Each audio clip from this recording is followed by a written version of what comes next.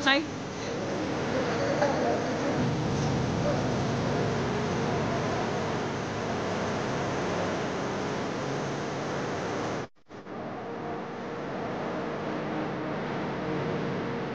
नीति आयोग की बैठक के बाद दिल्ली में बीजेपी की अहम बैठकों का दौर शुरू हो गया। इन बैठकों से यूपी को लेकर क्या संदेश उभरता है, इस पर सबकी निगाहें टिकी हुई हैं, क्योंकि दिल्ली मंथन में इस वक्त सीएम योगी और दोनों डिप्टी सीएम मौजूद हैं। कुर्सी की लड़ाई में जनता बहुत परेशान है। इधर विपक्ष घमासान वाले दावों को लगातार हवा भी दे रहा है। इन्हीं दावों के चलते अखिलेश बनाम केशव में भी ठनी हुई है। आग लगा करके जान दे दी। कभी मोहरा बनाम मोहरा पर शह और मात का खेल। सुनने में आया कि मौर्य जी मोहरा हैं, दिल्ली के वाईफाई के पासवर्ड हैं। अगर दिल्ली वाले किसी से मिलते हैं तो लखनऊ वाले भी मिल रहे हैं किसी से। तो बताओ सरकार चलेगी ऐसे? क्या सरकार चलेगी बताओ? और जिन्होंने बिगाड़ा है सब कुछ, क्या वो लोग ठीक करेंगे? अखिलेश यादव जी पिछड़ों के, दलितों के सदा विरोधी रहे हैं और वह स्वयं कांग्रेस पार्टी की मोहरा है। तो कभी कुर्सी की खींचतान वाले दावे पर घमासान। की लड़ाई में जनता बहुत परेशान है। आप सोचिए, खबर ये आ रही कि महिला ने अपने ऊपर जिंदा आग लगा करके जान दे दी। जिंदा है कि एक्सपायर हो गई? आप सोचिए, आप लोग खुद सोचिए कि एक महिला अपना न्याय मांगने गई और उसने आत्मदाह कर दिया और था नहीं मर। पुलिस वहां थी, प्रशासन क्या कर रहा था वहां पर? और इनके विधायक खुद आरोप लगा रहे हैं। 2000 करोगे, आज से निराशा के घर से बाहर निकलने और निकालने का काम करोगे। 2027 में सपा बसपा कांग्रेस तीनों एक हो जाए तो भी 300 पार दिखाएंगे। केशव बहाना, अखिलेश का कहां निशाना? कि अगर मुख्यमंत्री महसूस करने की दलाली हो रही है तो अखिलेश का जैसा तंज, केशव का इतना ही तीखा पलटवार। सियासत के दोनों धुरंधरों के बीच जिस तरह शब्दों का शहमात का खेल चल रहा है, अखिलेश यादव की टाइमलाइन को देखें तो लगता है कि समाजवादी पार्टी के सुप्रीमो ने बीजेपी पर शब्दों की गोली केशव के कंधे पर बंदूक रखकर ही चलाई। चाहे 100 विधायकों वाला मॉनसून ऑफर हो या फिर मंत्रालयों के अंदर की खबरों के दावे हो, डिप्टी सीएम को सेंटर में रखकर अखिलेश बार बार लगातार केशव प्रसाद मौर्य को निशाने पर ले रहे हैं और डबल इंजन सरकार पर हमले कर रहे हैं। इसका ही असर है कि इंडिया गठबंधन के बाकी नेता भी इसी लाइन पर खड़े नजर आने लगे। परिवार की है तो सस्ता न लिया। भ्रष्टाचार की बंदर बाट का बराबर का बंटवारा हो, शायद यही बात करने गए हों। भ्रष्टाचार जिस तरीके थाने, कोर्ट, कचहरी से लेकर के तहसील, जिले से लेकर के सब जगह पे भाजपा वाले आरोप लगा रहे हैं, वो पैसा शायद बराबर बांटने गए हों, क्योंकि जनता की भलाई का तो इन्हें कोई काम करना नहीं है, महंगाई कम करने का कोई काम करना नहीं है, रोजगार देने का कोई काम करना नहीं है। तो ये शुद्ध रूप से अपनी आंतरिक लड़ाई और भ्रष्टाचार का बंटवारा करने के लिए दिल्ली गए हैं, ऐसा हमारा मानना है। दरअसल घमासान की आहट या यूं कहें दावे को बल मिला था बीजेपी कार्य समिति की बैठक से, जिसमें सीएम योगी आदित्यनाथ ने यूपी में बीजेपी की हार के पीछे कार्यकर्ताओं के ओवर कॉन्फिडेंस को वजह बताया। तो केशव प्रसाद मौर्य ने संगठन सरकार से बड़ा वाला बयान देकर सबको चौंका दिया था। मैं सदा कहता था और आज इस प्रदेश कार्य समिति में मैं संगठन के वरिष्ठता हमारे देश के और प्रदेश के नेतृत्व के सामने कह रहा हूं, संगठन सरकार से बड़ा है।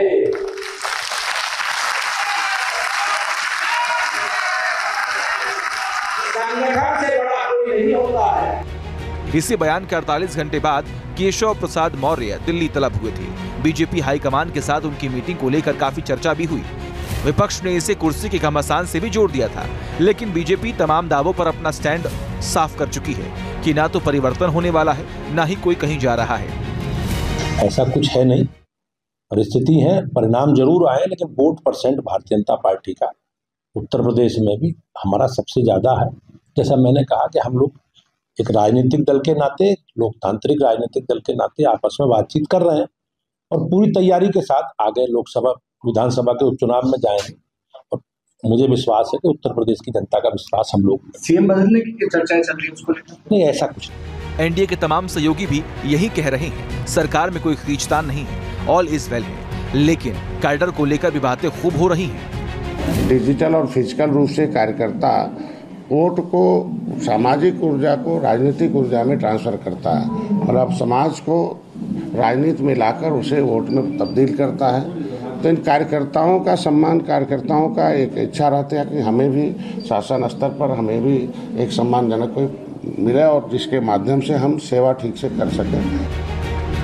लोकसभा चुनाव के बाद से लगातार योगी समीक्षा बैठकें कर रहे हैं। कमबैक प्लान की रणनीति का एक एक होमवर्क फाइनल कर रहे हैं। यूपी में 10 सीटों पर उपचुनाव होने वाले हैं। इसके लिए योगी ने 30 मंत्रियों की मेगा टीम फाइनल कर दी है। लेकिन विपक्ष लगातार दावा कर रहा है कि यूपी में कुछ बड़ा होने वाला है।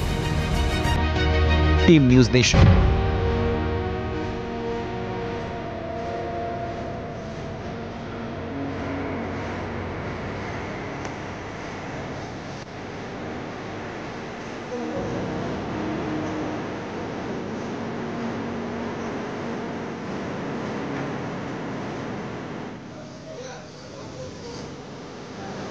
Sorry.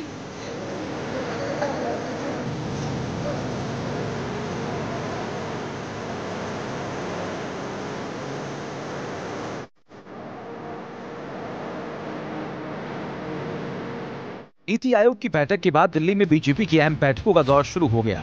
इन बैठकों से यूपी को लेकर क्या संदेश उभरता है, इस पर सबकी निगाहें टिकी हुई हैं, क्योंकि दिल्ली मंथन में इस वक्त सीएम योगी और दोनों डिप्टी सीएम मौजूद हैं।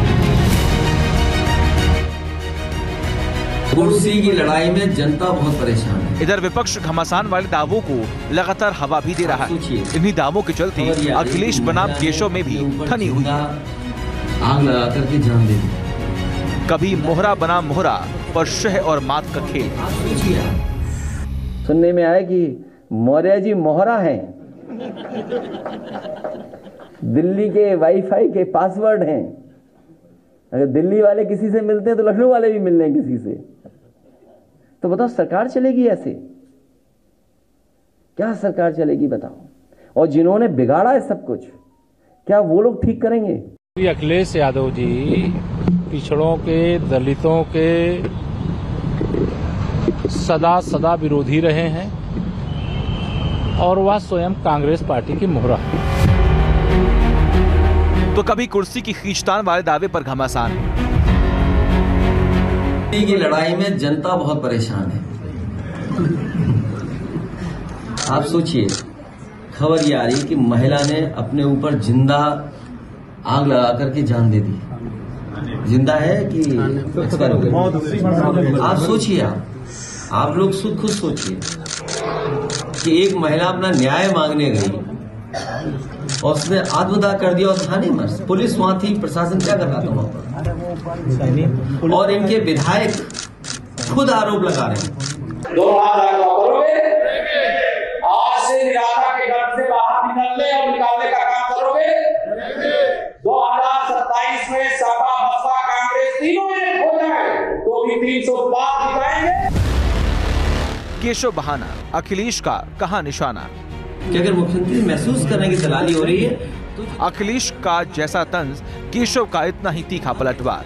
सियासत के दोनों धुरंधरों के बीच जिस तरह शब्दों का शहमात का खेल चल रहा है, अखिलेश यादव की टाइमलाइन को देखें तो लगता है कि समाजवादी पार्टी के सुप्रीमो ने बीजेपी पर शब्दों की गोली केशव के कंधे पर बंदूक रखकर ही चलाई। चाहे 100 विधायकों वाला मॉनसून ऑफर हो या फिर मंत्रालयों के अंदर की खबरों के दावे हो, डिप्टी सीएम को सेंटर में रखकर अखिलेश बार बार लगातार केशव प्रसाद मौर्य को निशाने पर ले रहे हैं और डबल इंजन सरकार पर हमले कर रहे हैं। इसका ही असर है कि इंडिया गठबंधन के बाकी नेता भी इसी लाइन पर खड़े नजर आने लगे। परिवार की तो सस्ता न लिया। भ्रष्टाचार की बंदरबाट का बराबर का बंटवारा हो, शायद यही बात करने गए हों। भ्रष्टाचार जिस तरीके थाने, कोर्ट, कचहरी से लेकर के तहसील, जिले से लेकर के सब जगह पे भाजपा वाले आरोप लगा रहे हैं, वो पैसा शायद बराबर बांटने गए हों, क्योंकि जनता की भलाई का तो इन्हें कोई काम करना नहीं है, महंगाई कम करने का कोई काम करना नहीं है, रोजगार देने का कोई काम करना नहीं है। तो ये शुद्ध रूप से अपनी आंतरिक लड़ाई और भ्रष्टाचार का बंटवारा करने के लिए दिल्ली गए हैं, ऐसा हमारा मानना है। दरअसल घमासान की आहट या यूं कहें दावे को बल मिला था बीजेपी कार्य समिति की बैठक से, जिसमें सीएम योगी आदित्यनाथ ने यूपी में बीजेपी की हार के पीछे कार्यकर्ताओं के ओवर कॉन्फिडेंस को वजह बताया। तो केशव प्रसाद मौर्य ने संगठन सरकार से बड़ा वाला बयान देकर सबको चौंका दिया था। मैं सदा कहता था और आज इस प्रदेश कार्य समिति में मैं संगठन के वरिष्ठता हमारे देश के और प्रदेश के नेतृत्व के सामने कह रहा हूं, संगठन सरकार से बड़ा है।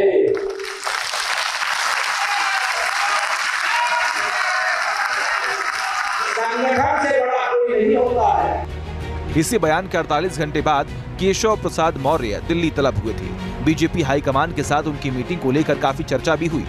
विपक्ष ने इसे कुर्सी के घमासान से भी जोड़ दिया था, लेकिन बीजेपी तमाम दावों पर अपना स्टैंड साफ कर चुकी है कि ना तो परिवर्तन होने वाला है, ना ही कोई कहीं जा रहा है। ऐसा कुछ है नहीं, परिस्थिति है, परिणाम जरूर आए, लेकिन vote percent Bharatiya Janata party का उत्तर प्रदेश में भी हमारा सबसे ज्यादा है।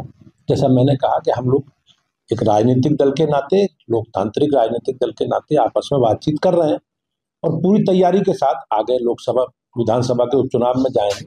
और मुझे विश्वास है कि उत्तर प्रदेश की जनता का विश्वास हम लोग। सीएम बदलने की चर्चाएं चल रही है, उसको लेकर नहीं, ऐसा कुछ नहीं। एनडीए के तमाम सहयोगी भी यही कह रहे हैं, सरकार में कोई खींचतान नहीं है, ऑल इज वेल है, लेकिन कैडर को लेकर भी बातें खूब हो रही हैं। डिजिटल और फिजिकल रूप से कार्यकर्ता वोट को, सामाजिक ऊर्जा को राजनीतिक ऊर्जा में ट्रांसफर करता है और अब समाज को राजनीति में लाकर उसे वोट में तब्दील करता है।